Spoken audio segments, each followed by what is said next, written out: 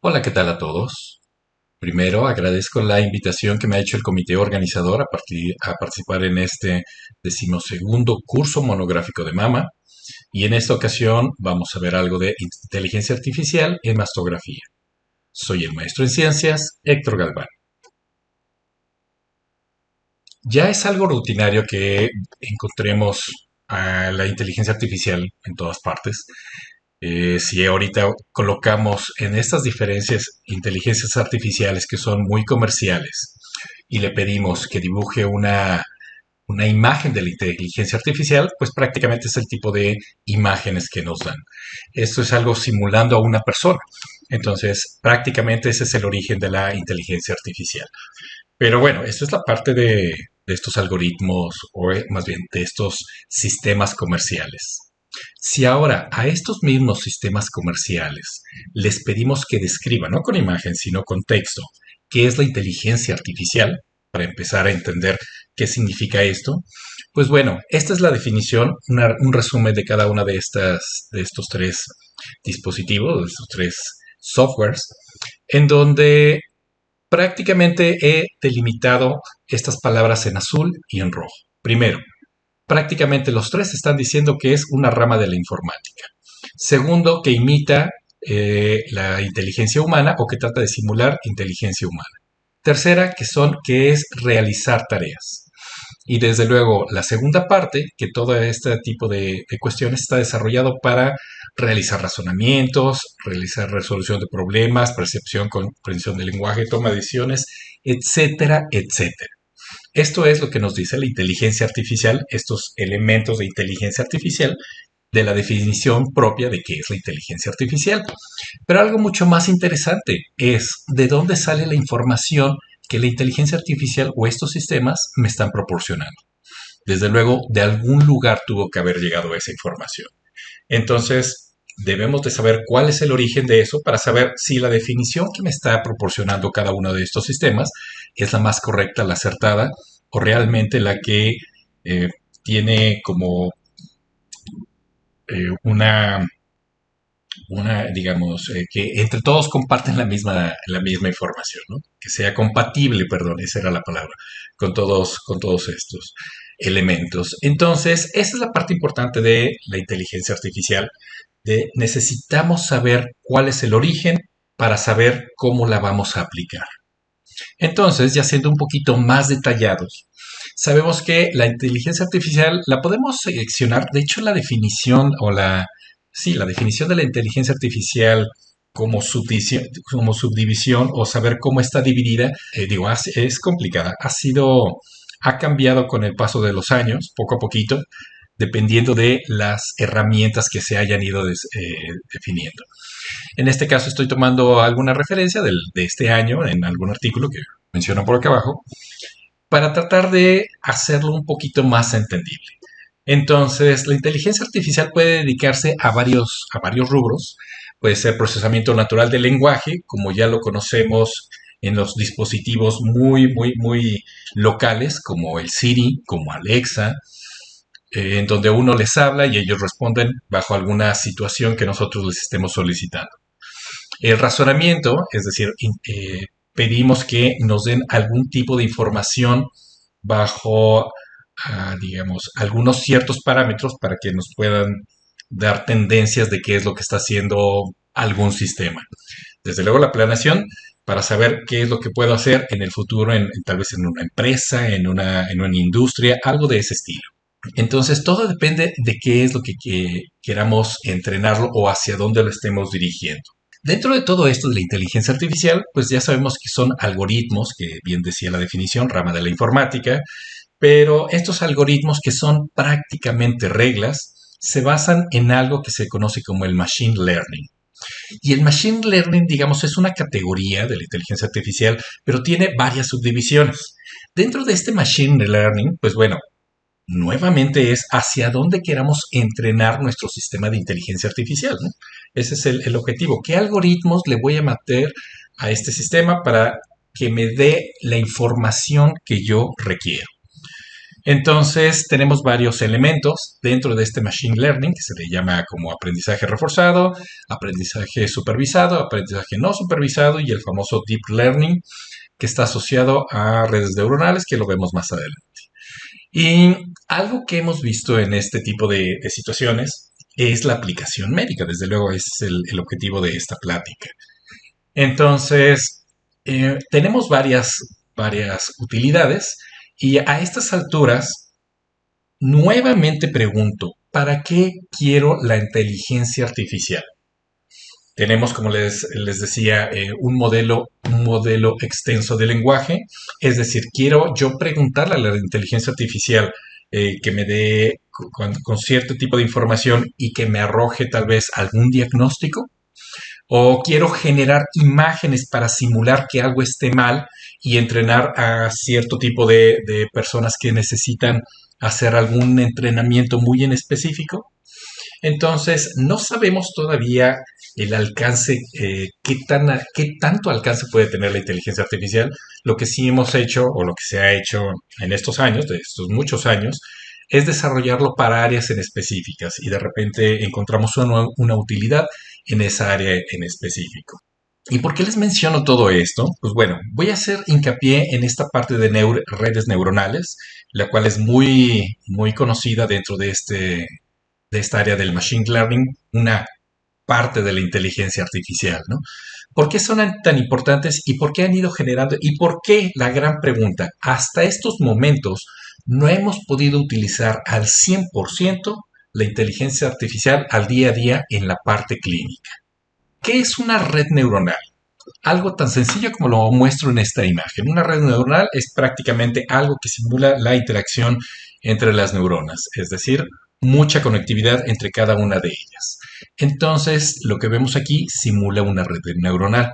¿Qué es lo que me está indicando esta red neuronal? Ok, en este caso yo tengo tres entradas, las que yo quiera, y hago un análisis con diferentes redes o dentro de esta red con diferentes neuronas. Cada uno de estos puntitos en azul representaría un procesamiento en específico que yo haya definido o que ya haya determinado. Y esto está conectado con todas las demás entradas. Si se dan cuenta, es prácticamente una red, de ahí viene el nombre. Y de estas cuatro entradas, al final de cuentas, yo tengo tres salidas. Tres salidas que yo he entrenado para que me dé una información muy en específico. Prácticamente, esta es una red neuronal. Si se dan cuenta, toda la información que debe de caminar por todas estas líneas de conectividad, pues es considerablemente grande. En segundo lugar, tengo algo que se llama redes neuronales convolucionales. ¿Qué es una convolución? Porque ahí el apellido. Una convolución es prácticamente una ecuación, una herramienta que me permite sustituir la información inicial por otra que es equivalente a la inicial. Ejemplo, en este caso tengo 5 entradas y tengo un proceso de convolución, lo que hace que estas entradas se vayan disminuyendo a tal forma que ahora tengo dos salidas. De estas 5 entradas tengo dos salidas. ¿Cuál es la diferencia entre esta convolución y esta red neuronal? Primero, el tiempo de procesamiento, si se dan cuenta, esto es muy directo. No me va a dar la misma información que haciendo todo este proceso, pero aún así tengo dos salidas. Estas 5 entradas las puedo empaquetar en dos salidas. Y después a esto le aplico una red neuronal, que ya la conozco, ¿no? Ya es la parte anterior. Y encuentro tres salidas. Las tres salidas equivalentes, digámoslo en este caso, al caso anterior. Pero con una información adicional al principio. Entonces, esta es una red neuronal, esta es una red neuronal convolucional y por ahí escuchamos el deep learning, ¿no? ¿Qué tanto es deep? Bueno, el famoso deep viene de las capas que esté utilizando para hacer una red neuronal. En este caso tengo, en el caso inferior, tengo dos capas que no se podría considerar tan deep, pero ya a partir de las tres, en este caso, ya es una red neuronal profunda. ¿Qué significa todo esto? Si se dan cuenta, estas son reglas, es un algoritmo que yo meto en una computadora y hago que se procese toda esa información. Pues bueno, el tiempo que me está consumiendo para darme esta información, ¿no? En este caso sería algo mucho más práctico tener una convolución y después una red neuronal para obtener el mismo resultado anterior que en el caso anterior, que tenía solamente 4 entradas y 3 salidas. Entonces, ese es, digamos, a rasgos muy generales lo que significa una red neuronal convolucional y una red y el famoso deep o de una red neuronal convolucional profunda. Ah, esa es la parte de las matemáticas, la parte de que nadie de nosotros se encarga de eso, se encargan los ingenieros de sistemas, todos los que se dedican a la programación y que les gusta hacer eso. El asunto es de que cada uno de estos puntos tiene una regla. Hay que programar a todas estas máquinas para que cada uno de estos puntos tenga una regla que yo le dé por escrito. Entonces, el escribir cada una de estas reglas, pues es complicado. Y si yo cambio una de estas reglas, el resultado va a cambiar. Entonces, eso significa que es mucho tiempo de análisis, mucho tiempo de procesamiento y nuevamente para probar cada uno de estos modelos tengo que estar dando la información, hacer todo el procesamiento, generar la información final y analizarla. Eso lleva mucho tiempo y este es el gran problema de por qué todavía no tenemos, digamos, una red neuronal profunda convolucional estándar para todo. Hay que hacer muchísimas pruebas y se siguen haciendo hasta ahorita. Paso a la siguiente parte. Ya tengo las reglas, ya sé qué es lo que hace la inteligencia artificial, ya sé qué es lo que me va a simular un razonamiento humano. Y en este caso, que estamos hablando de mastografía, pues, ¿qué es lo que debe de simular? ¿No? Ese es el gran problema. Quiero que la inteligencia me simule hallazgos o que me identifique hallazgos. Quiero que me identifique probabilidad de malignidad o que me simule probabilidad de malignidad. Quiero que me dé la densidad mamaria en una imagen mastográfica. Quiero que me haga un modelo de riesgo pues, para saber si se va a desarrollar cáncer en algún futuro o quiero simplemente que me evalúe la calidad de la imagen para saber si el radiólogo la puede hacer, bueno, puede hacer la lectura. Entonces, estas son primeramente la información que necesitamos definir para saber cómo voy a ocupar toda esta información de acá. Históricamente podemos irnos por cada una de estas líneas de investigación, pero no es el objetivo de esta plática. Nos tomaría muchísimo tiempo. En este caso, vamos a tomar solamente un caso muy en general, utilizando estas herramientas, estas que tenemos aquí, para la identificación de hallazgos. ¿Qué es lo que están vendiendo todos estos entes comerciales y que nos están bombardeando constantemente de compre por favor mi sistema de inteligencia artificial que les va a ayudar en el día a día? Es posible, sí, pero lo vamos a ver más adelante cuáles son los peros. Entonces, aquí tengo ya una imagen mastográfica en donde, pues bueno, ¿qué es lo que quiero, no? Quiero que me ayude a identificar cuáles son los hallazgos, que me identifique en dónde está el error. Yo sé que ya ustedes ya lo localizaron, son radiólogos y es fácilmente identificable el error. Yo no soy radiólogo, yo soy físico, entonces le digo a la inteligencia artificial, por favor, ayúdame a localizar la zona donde está indicando que es una posible lesión. Entonces, ya me fui a un sistema comercial, ellos se dedicaron a reunir toda esta información, a entrenar a su sistema de inteligencia artificial y lo que me otorga o lo que me entrega es un resultado parecido a esto. En donde, en este caso, para este particular sistema comercial, me está dando la ubicación en dónde está la lesión, pero aparte me está dando un valor de riesgo. Me dice, mira, aquí es algo muy riesgoso y te lo pongo en cuadritos de colores, bueno, en una escala de colores. No todos dan lo mismo, algunos se les identifican solamente la lesión, puede ser una masa, pueden ser cáncer, puede ser distorsión, ya depende de cada uno de las entes comerciales, pero prácticamente es la misma idea. Identificar dónde está la lesión para ayudarles a los radiólogos a decir, claro, esta era la lesión. Claro que esta es una imagen muy didáctica, en donde claramente se trataba desde un principio dónde estaba la lesión, pero bueno, esa es la idea detrás de los sistemas de inteligencia artificial, ¿no? Identificarnos dónde están las lesiones. En este caso es una imagen plana, pero también puede ser una imagen con tomosíntesis o de tomosíntesis. Todavía no hay para el ultrasonido de forma comercial, pero bueno, esa es la idea. Entonces, pues uno preguntaría, pues ya está funcionando, ¿por qué no lo estoy utilizando de forma rutinaria, no? Después viene esto. Este es un gran resumen para mi gusto de lo que hemos estado encontrando en la literatura. Y esto es lo que vamos a seguir encontrando en la literatura, yo creo que en los próximos meses, no me atrevo a decir en los próximos años, pero sí en los próximos meses. Porque nos están diciendo que la inteligencia artificial sí funciona, pero la gran pregunta es, ¿bajo qué condiciones está funcionando? Y la siguiente pregunta es, ¿a mí como un usuario me va a funcionar? Entonces, el gran resumen es este. ¿Y por qué les digo que es el gran resumen?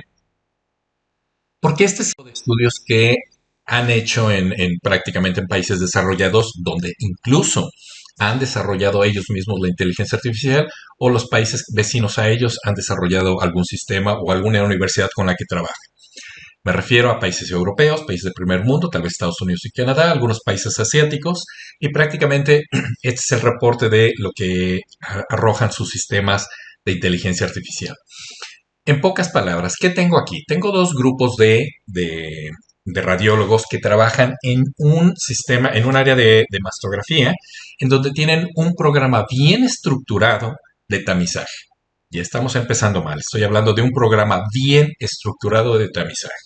Sabemos que en nuestro país no tenemos un programa tan estructurado, no tenemos un seguimiento de todas las pacientes que se le hacen un año a la mastografía.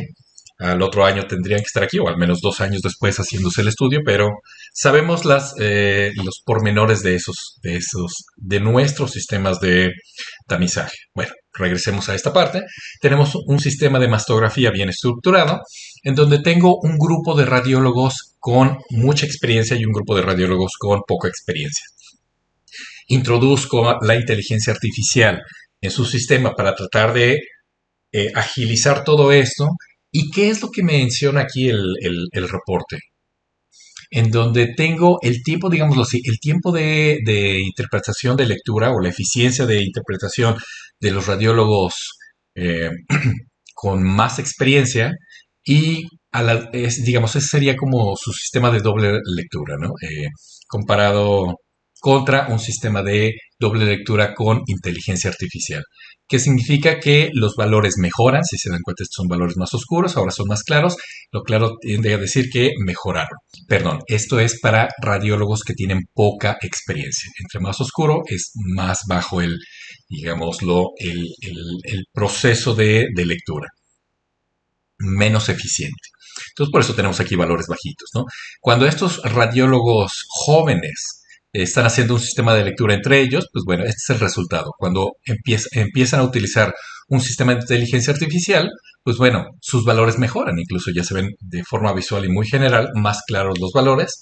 Si hacemos un poquito más de detalle, los valores aumentan. Ahora, en este bloque de acá abajo tenemos a los radiólogos ya con mucha experiencia.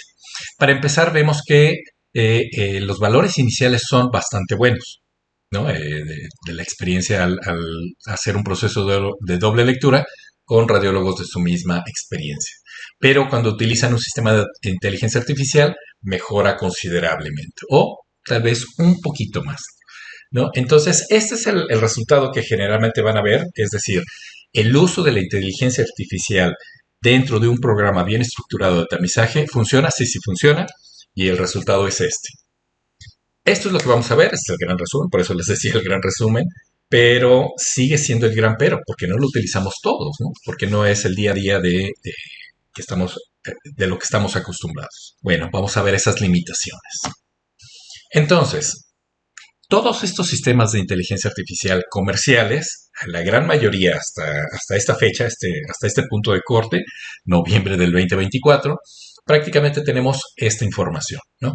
La gran mayoría no se ha realizado con estudios previos, agarraron una gran base de datos de imagen y con esa información hicieron alimentaron su sistema de inteligencia artificial y pues no hay seguimiento, no tenemos estudios previos, entonces solamente es una imagen, un grupo de imágenes que nos está dando información, pero no sabemos qué más sigue con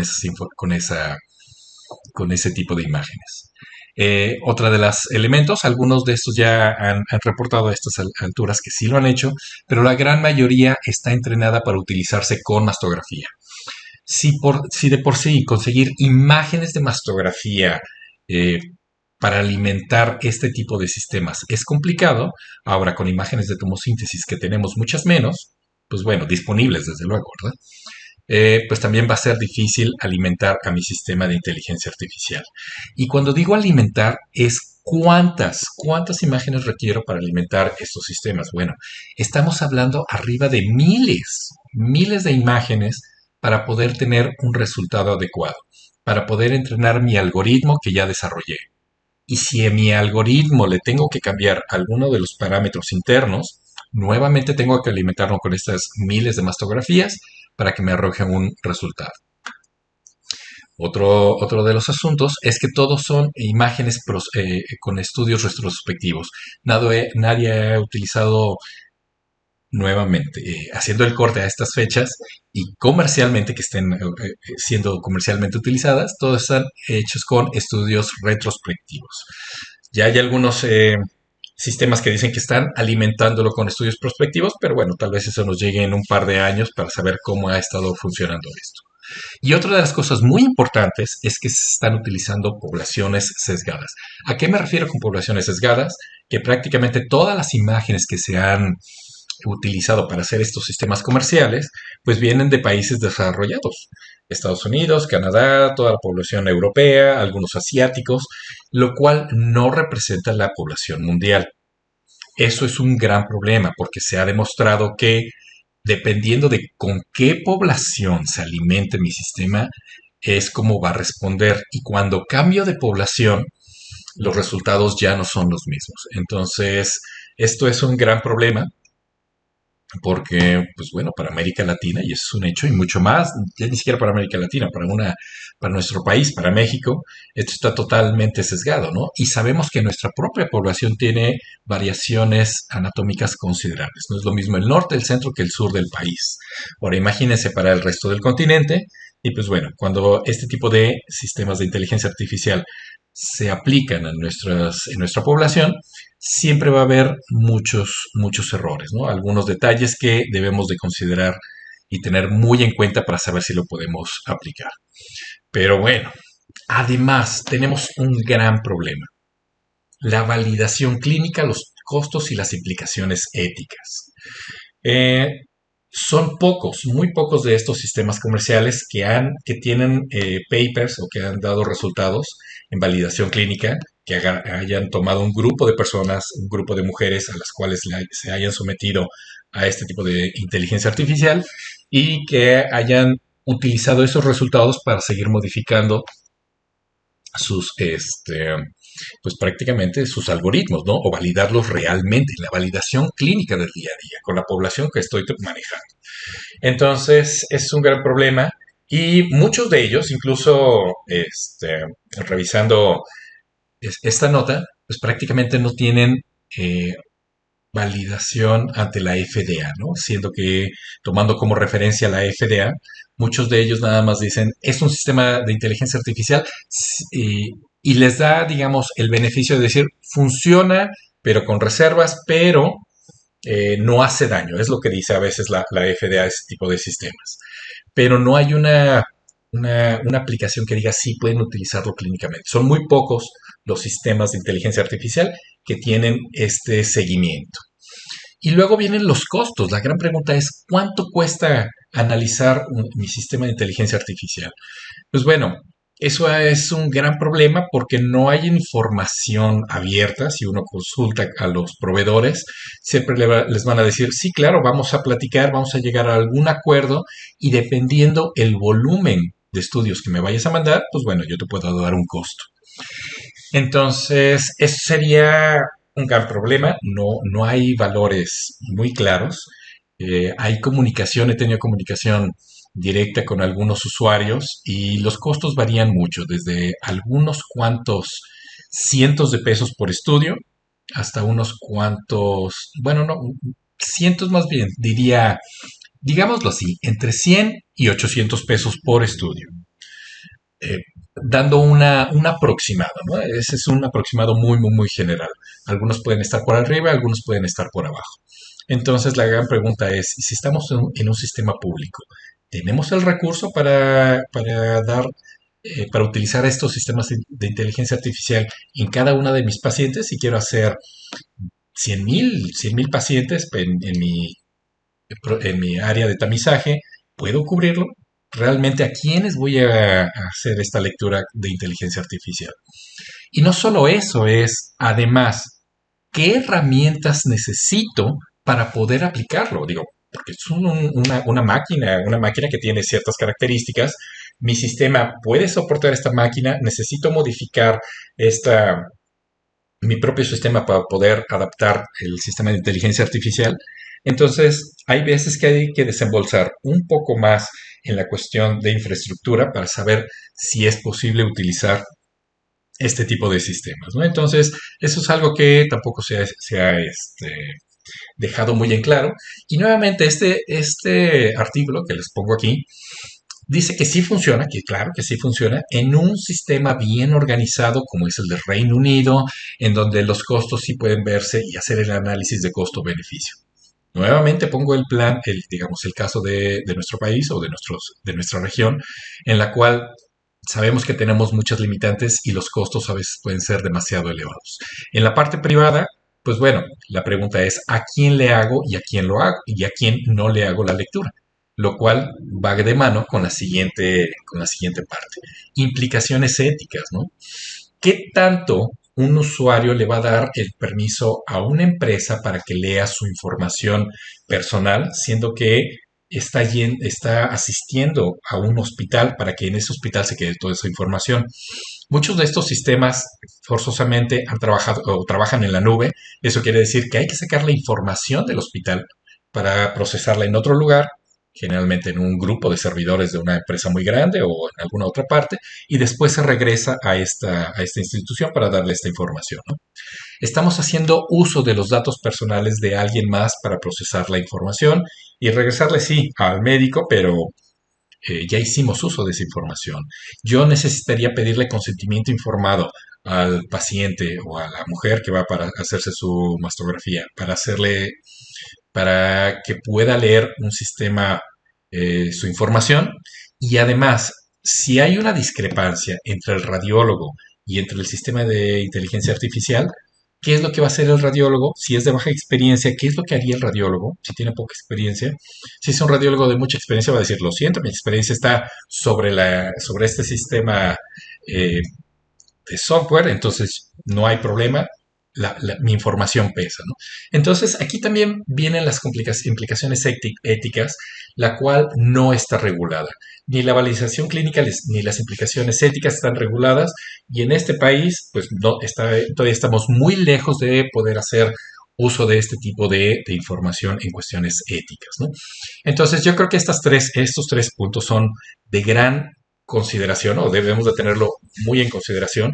Ya sabemos cómo funciona la inteligencia artificial, no es tan complicado, sabemos que hay que entrenarla, pero bueno, esta es la parte clínica que nadie toca, ¿no? Y que no les van a decir de forma muy abierta en la mayoría de los artículos que encuentren diciendo maravillas de la inteligencia artificial. Sí funciona, pero hay que tener sus limitantes y esta es una de ellas. Entonces, voy a tomo estas conclusiones de unos artículos sobre lo que de lo muy poco que se ha desarrollado en América Latina. Sabemos que todas estas empresas son pues prácticamente de estos países desarrollados, europeos, Estados Unidos, Canadá, asiáticos, pero realmente, ¿qué hay en América Latina, ¿no? ¿Qué hemos hecho aquí en América Latina? Pues prácticamente poco. Voy a leerlo tal cual, yo sé que lo estás leyendo, pero voy a leerlo textualmente, ¿no? Se necesitan evaluaciones adicionales del uso de la inteligencia artificial en la atención médica en los países de ingresos bajos y medios para identificar su eficacia y confiabilidad en entornos del mundo real y generar comprensión de las mejores prácticas para futuras implementaciones. Sabemos que funciona, sabemos que tenemos muchas empresas que nos quieren vender esto, pero ¿cuál es la limitante en nuestros servicios? Si nos van a dar el sistema de inteligencia artificial para probarlo, pues bueno, será bienvenido, ¿no? Si no, realmente no creo que nos pueda ser de utilidad. La otra conclusión, aunque varios algoritmos han demostrado mejorar la calidad, su adquisición, implementación, monitoreo pueden resultar costosos. ¿Quién va a dar seguimiento a todos estos resultados que hemos analizado con la inteligencia artificial. ¿Tenemos el personal adecuado? Creo que incluso en algunos lugares es difícil encontrar a un ingeniero biomédico, mucho menos un físico médico que está un poquito más metido en esta área. Entonces, necesitamos apoyo como usuarios, como médicos, necesitamos apoyo, que alguien nos asesore. A veces acudimos al propio vendedor, pero hay veces que el vendedor es el vendedor y todas las dudas que tienes, las que tiene el vendedor, pues las escala con el área de desarrollo, pero el área de desarrollo prácticamente se encarga de solamente recibir esas dudas para seguir trabajando en sus algoritmos. Y finalmente, además de mejorar la calidad y la seguridad, la elección también debe considerar el retorno de la inversión. Pues claro que sí, ¿no? Entonces, si estoy invirtiendo un gran recurso, pues bueno, de alguna forma necesito saber que ese recurso está bien invertido y quién me va a dar esa seguridad, ¿no? Esas son, digamos, las conclusiones que quería escribirles y siempre me preguntan si la inteligencia artificial me va a quitar el trabajo. La respuesta es no. Como radiólogos no les va a quitar el trabajo. La idea es de que les apoye a generar que sea más eficiente su forma de trabajar, pero nuevamente todo depende de las herramientas con las que cuenten, el tipo de herramienta ya definido como inteligencia artificial que cuenten, para saber si les va a ser de utilidad. Yo creo que algunos de mis colegas o algunos de personas con las que he platicado que ya utilizan este tipo de sistemas en su entorno, eh, deja todavía con muchas dudas. La gran mayoría eh, se queja y dice, no me convence del todo. Esta es la postura, esta es comunicación personal con algunos de mis colegas radiólogos, a eso me refiero. Entonces, la idea es, lo único que con lo que quiero finalizar es entiendan cómo funciona el sistema de inteligencia artificial, entiendan cuáles son las limitantes, si quieren utilizarlo o si quieren saber cómo funciona, pregunten más a fondo con los vendedores y saber si les es útil y con qué herramientas van a contar para saber qué es útil. Entonces, pues bueno, creo que esto es todo lo que quería platicar con ustedes. Espero que esta información les sea útil. Llévense esta como una plática muy en general en donde, pues bueno, vamos a seguir hablando de la inteligencia artificial durante muchos años porque esto llegó para quedarse, pero tenemos que entender, así como todas las herramientas que llegaron en su momento de gran utilidad, me refiero a la tomosíntesis, a la imagen contrastada, a la mastografía contrastada, aprendan cómo funciona para saber si a ustedes les va a ser útil. Bueno, muchas gracias y con esto me despido.